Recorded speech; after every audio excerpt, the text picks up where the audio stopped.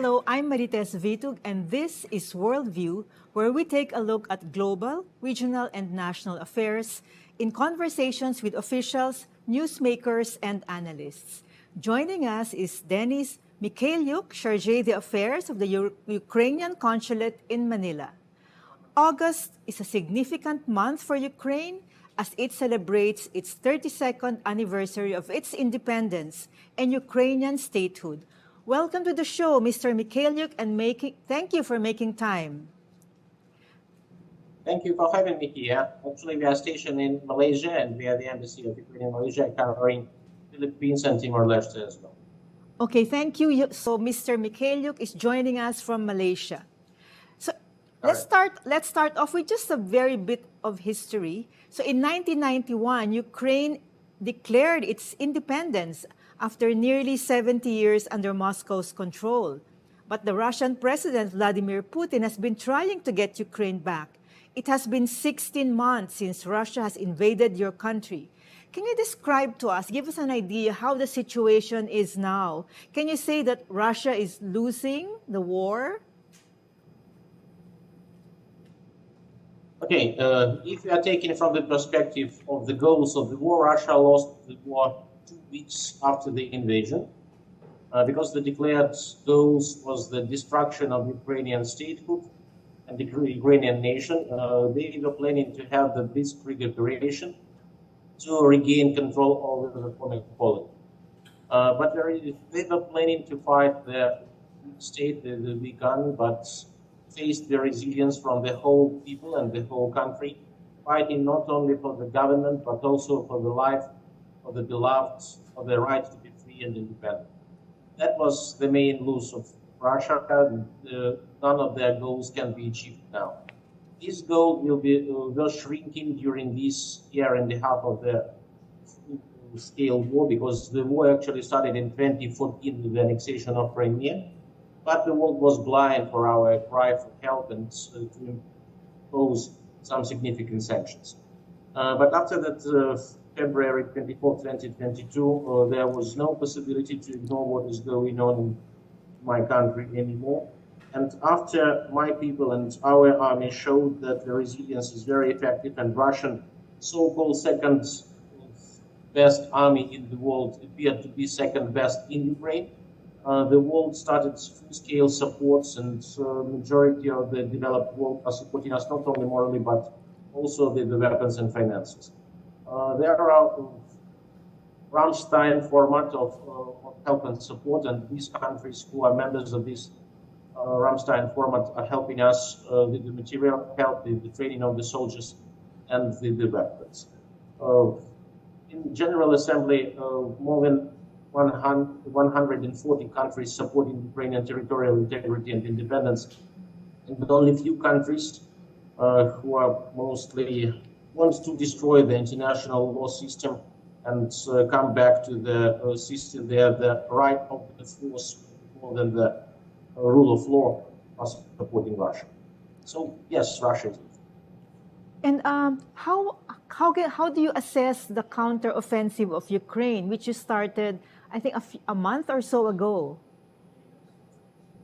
You know, there were several periods of this war so far. So the first stage was Russian invasion from the three directions, from east, south, and north.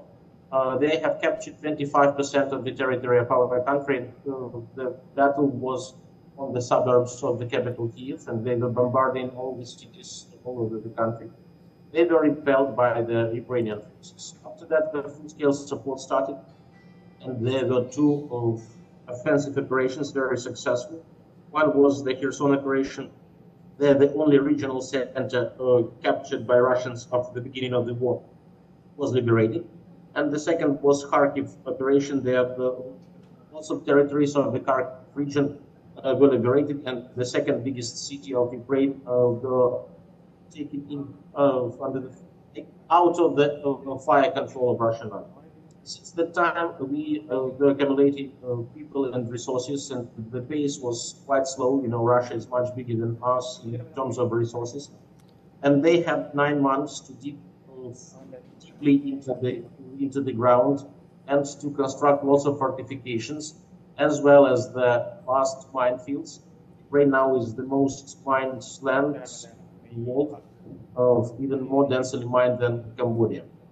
So our offensive operation, with no aircraft superiority, no aviation superiority, and with approximately same quantities of men and firepower, is quite slow. We are digging through the Russian fortifications, but simultaneously our artillery warfare is much more sophisticated than Russian. We outranged the artillery at least by 5 kilometers, so we destroyed significant quantities of their artillery system and heavy machinery, and they are making them their army weaker and weaker, while our army is getting stronger, and we are boosting our potential. Just yesterday, there was a commitment taken by the governments of Netherlands and Denmark to support us with at least 42 F-16 fighters, which will change the situation and will allow us to destroy communication lines and depots of Russian army in the temporary occupied territories. As of now, Russia is taking control of 15% of Ukrainian territory, and we are slowly moving forward. And President Zelensky has proposed a 10-point peace plan. Can you just give us the highlights and how do you think this will become a reality? It is a multilateral peace plan, am I right? Correct. It was presented on the G20 summit on November last year in Indonesia. And this is the wide framework, not only for peace, but also for the post-war world order. It contains 10 different points, among which are the implementation of the UN Charter, non-proliferation, food security, energy security, justice.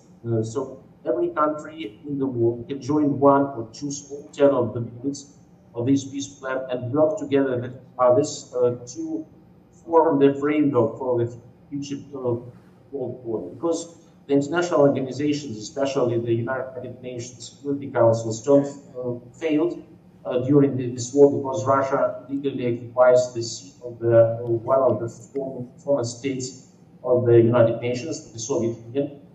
Occupied this seat illegally, just changed the names, not passing through the procedure, and not even signed the Charter of the United Nations. So they think that this this formula will be accepted by the majority of the countries. And this year there was a voting for the United Nations General Assembly resolution in support of this plan, and 141 countries supported. And we are thankful for the Philippines for supporting this resolution as well. Oh yes, but before, in the last few weeks, Saudi Arabia and Copenhagen hosted peace talks. Can you talk to us about what these efforts have achieved? It's not a peace talks, it's consultations, and we are very thankful for these countries for organizing them. They tried to attract the countries of so-called Global South to discuss the future of world order. And we see the participation of China in Saudi Arabia Jeddah meeting as a great success, because before that China was just waiting for the outcome of this war and benefited greatly from taking over the market of Russian Federation, control its resources, and taking over the place liberated for her by the European companies who left the market.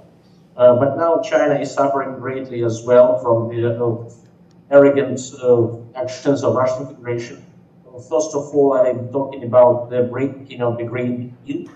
You know that 30% of the corn and wheat exported through this grain deal were by China, and they have significant concerns on food security. So I think that now this superpower is also getting annoyed and getting in trouble due to the war waged by the President Putin and his regime in Russia. So you mentioned the role of China. Hasn't it offered also to be a mediator between Russia and Ukraine? No, China was silent for more than a year, then presented its position, let's say so, because it's not a plan, there is no action there. And so we can agree with some of these clauses, we disagree. Thus, the main acceptable things for us is the respect of our territorial integrity and sovereignty.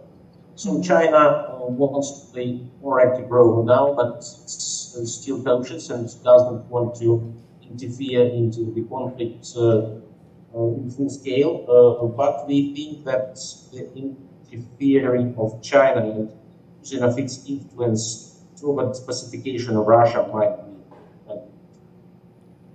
And can you give us an update, sir, on the your membership in the EU, and what still are the hurdles you have to overcome? They officially submitted their application to join EU, and last year we were given their candidacy status. Candidacy status allows us to attract some funds from the European Union for capacity building. And before that, from 2014, we already had the association agreement, which is deep and comprehensive free trade agreement with the European Union. So we are slowly moving towards the full membership, and we hope that it will be not very long process. But as of now, we use the best practices and the legislation of the European Union to make our state more effective and more citizens-oriented, I would say. So let's talk about Crimea, which was occupied by Russia since 2014. President Zelensky initiated the Crimea platform. Briefly, sir, what is this platform and what is expected from this initiative? Crimean platform is the international forum which is held for will be held for the third time tomorrow in Kiev, and there are representatives of the continent. As of now, more than 50 delegations confirmed their participation. It was planned to attract the attention of the world to the occupation of Crimea and the grim situation of the indigenous people who live in the Crimean Tatars and the repressions against Ukrainian activists waged by Russian occupational forces. But after the full-scale invasion, the goals of it has changed, and the Crimean platform is now the broader platform aiming in supporting the territorial integrity and sovereignty of Ukraine, as well as attracting attention of the world to the war crimes of Russian Federation, namely the ecocide, the destruction of Kakhovka, which caused the severe ecological damage to Ukrainian agricultural production. The breaking of the grain deal and the deliberate destruction of civilian infrastructure and the grain storages in Ukraine by Russian Federation. The activity of the Russian, deliberate activity of threatening civilians and bombarding the energy infrastructure during the winter season and trying to use Crimea and coal as a weapon. So all this is aimed to stop the war and to punish the traitor. Because if the world will felt tired of the long conflict and let the perpetrator to go with some gates and not punished, it will open the box of Pandora for all other states and regional superpowers or bigger states all over the world to solve their issues by force and to make their smaller neighbors to obey to them. Sir, may I invite you to just look back and reflect on how this war has changed Ukraine? I mean, the Ukrainians have been fighting valiantly, have been defending your country. So how has this changed? I mean, your people and your country. You know, we will never be the same country as we were before the war. When we regained our independence in 1991, it was bloodless, it was with no significant effort, because the main engine on the collapse of the Soviet Union was Russian Federation itself. Because it was the leadership of Russian Federation who was taking over the leadership of the Soviet Union and wanted to get the wealth of the biggest country in the world for their own profit. These so-called oligarchs are ruling the country still, and the rank and file people are living conditions while the few of the wealth experience enormous wealth and gorgeous life. With the rise of the oil prices, Russia rebuilt its army and felt powerful enough to destroy the neighbors who declared independence in 1991. And our way of life as a open to the world trade nation, who were benefiting from the trade between Russia and the European Union, North and West, benefiting the integration of different technologies together and bringing these civilizations closer. Though turned by the war waged by the bigger neighbor, who deprived us of the right of existence. Russists, nationalists and chauvinists are even telling that there are no Ukrainians, and it was invented by some Western countries to intimidate Russian people. So we have to fight for ourselves, for our beloved, for our future, and even the right for existence. So after this war, Ukraine will be much more militarized, much more resolute state. I hope with less internal conflicts, because we will, like every democracy, we will fighting each other on every elections about where shall we go and what shall we do. Now we have the real enemy who is intimidating us by the physical destruction. Millions of people left the country. They are displaced to the European countries neighboring to us, or even went overseas to Canada and the United States. And after this war, we will be facing lots of problems, because now we have more than 1 million people in the army, and they have to be rehabilitated after their participation in this cruel war. And many of them wounded and should be converted to the civil life. Most of our cities, especially on the eastern border, where Russia attacked us, grounded to the ruble, and Ukraine will turn into the biggest reconstruction site of Europe in the next 50 years at least. That will make another change for Ukraine inevitable. We will be forced to open our borders. Those who want to participate in this reconstruction effort and bring their experience, their will to build new enterprises, to build new adventures, and new businesses in Ukraine.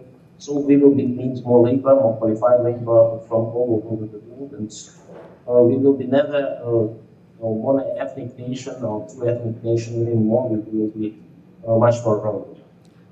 Okay, sir, on a final note, I just want to know, what is your scenario? How do you see this war coming to an end? There are several scenarios of the war. So let's start from the worst one. Yes, if we will be abandoned by the war and be forced to fight all in all, which I don't believe. In this case, Russia will occupy this 15% of the country they still control, and will be trying to destroy our infrastructure, our economy, with the rocket attacks against our infrastructure to make people leave the country. I don't think this scenario is quite viable, because this war exhausting Russia as well, and I think that there are some processes inside the country which might lead to change of the region. The second scenario is, let's say, is the relatively good, and our offensive slowly but steadily will lead to the liberation of our territory, hopefully by the next year.